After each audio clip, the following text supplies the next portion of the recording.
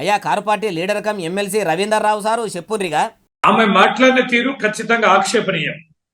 ఇది క్షమించరాని విషయమే. ఇది పార్టీకి నష్టం కలిగించేది.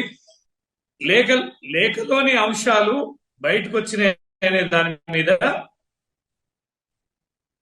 మా సారు వారి ఫాదర్ ఏం అభిప్రాయం చెప్తారు, ఏం నిర్ణయం తీసుకుంటారు అనేది వేచి చూడాలి. అంత ఓకే లేకపోతే ఎట్లా?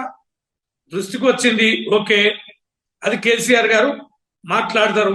ఇప్పుడు కాళేశ్వరం దాని మీద నోటీసులు వచ్చినాయి, దాని మీద న్యాయ నిపుణులతో మాట్లాడుతున్నారు. ఒక పక్కన ప్రతిపక్ష పార్టీలు, అధికార పక్ష పార్టీలు రెండు, కేంద్రంలో రాష్ట్రంలో అధికార పక్ష పార్టీలు వేధిస్తున్న తీరు, ఇవన్నీ దృష్టిలో పెట్టుకుని ఏం కుంపలు అడ్డుకపోయినాయనండి. ఎందుకంటే అంత తీవ్ర ఆవేశం, ఎందుకు తొందరపడాలి? ఈ విచారణ ఏంటో ఇదేంటో ముగిసిన తర్వాత తెలియదు. ఎడిపోతారు కేసీఆర్ గారు, విషయాలు ఎడిపోతాయి.